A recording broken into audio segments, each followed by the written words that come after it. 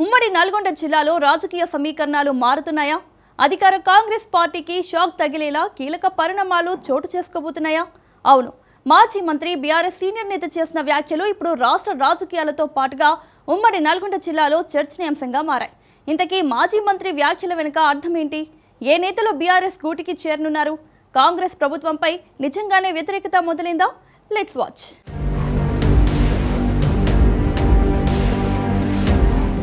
ఉమ్మడి నల్గొండ జిల్లా రాజకీయాలు ఒక్కసారిగా హీట్ ఎక్కాయి. మాజీ మంత్రి జగదీష్ రెడ్డి చేసిన తాజా వ్యాఖ్యలు ఇప్పుడు రాజకీయ వర్గాల్లో పెద్ద చర్చకు దారితీశాయి. ఉమ్మడి నల్గొండ జిల్లాలో మొత్తం 12 అసెంబ్లీ స్థానాలు ఉన్నాయి. 2023 అసెంబ్లీ ఎన్నికల్లో కాంగ్రెస్ పార్టీ 11 స్థానాలు గెలుచుకుని పూర్తి ఆధిపత్యాన్ని చాటుకుంది. బీఆర్ఎస్ మాత్రం కేవలం ఒక స్థానానికే పరిమితమైంది.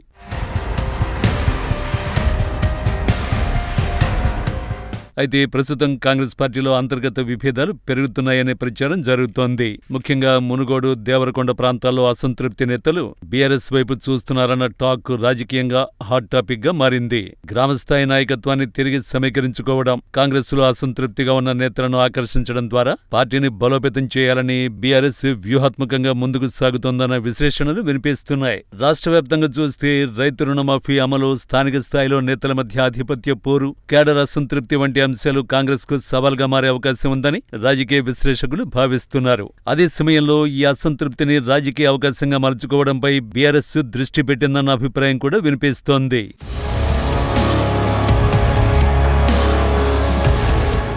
మాజీ మంత్రి జగదీష్ రెడ్డి ఈ మధ్యకాలంలో చేసిన వ్యాఖ్యలు ఉమ్మడి నల్గొండ జిల్లాలో చర్చనీయాంశంగా మారాయి. 17 నెలల కాంగ్రెస్ పాలనపై ప్రజలు పూర్తిగా విసిగిపోయారని, ఇచ్చిన 6 గ్యారంటీల్లో ఒక్కటి సరిగా అమలు కావడం లేదని, రైతు భరోసా, రుణమాఫీ అరకొరగా ఉన్నాయని, కరెంటు కోతలు మొదలయ్యాయని, ఈ పరిస్థితుల్లో కాంగ్రెస్ నేతలే ఆ పార్టీలో ఉండలేకపోతున్నారు అంటూ ఆయన చేసిన ఈ వ్యాఖ్యలే ఇప్పుడు పొలిటికల్ వర్గాల్లో చర్చనీయాంశంగా మారాయి.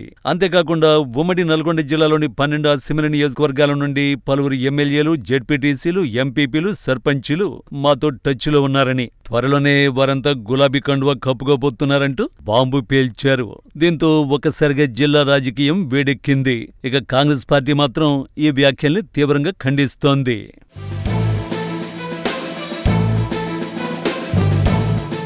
ఉమ్మడి నల్గొండ జిల్లాలో మునుగోడు, దేవరకొండ అసంతృప్త నేతలు బీఆర్ఎస్ వైపు చూస్తున్నారనే ప్రచారం జరుగుతోంది. ఇలాంటి సమయంలో జగదీష్ రెడ్డి చేసిన వ్యాఖ్యలు ఇప్పుడు ఉమ్మడి నల్గొండ జిల్లాలో చర్చనీయాంశంగా మారాయి.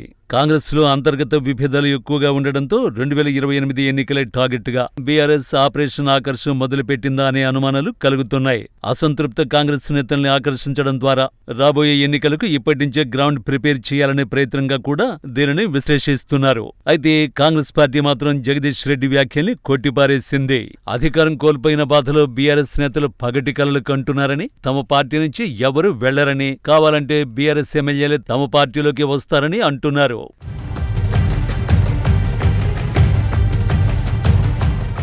ఇక రాష్ట్రంలో పరిస్థితి చూసుకుంటే కాంగ్రెస్ పార్టీ ప్రజలకిచ్చిన హామీలు, ముఖ్యంగా 2 లక్షల రుణమాఫీ పూర్తిగా జరగలేదని రైతుల్లో అసంతృప్తి కనిపిస్తోంది. ఇదే కాదు, స్థానిక నేతల పెత్తనంపై కేడర్లో అసంతృప్తి, ఉమ్మడి నల్గొండ జిల్లాకు చెందిన 2 మంత్రుల మధ్య అంతర్గత పోరు, ఇవన్నీ రానున్న రోజుల్లో బీఆర్ఎస్ పార్టీకి కలిసొచ్చే అవకాశం అంటూ రాజకీయ వర్గాల్లో చర్చ జరుగుతోంది. ప్రస్తుతం ఉమ్మడి నల్గొండ జిల్లా రాజకీయాల్లో జరుగుతున్న ఈ పరిణామాలు రానున్న రోజుల్లో మరింత ఆసక్తికరంగా మారే సూచనలు కనిపిస్తున్నాయి.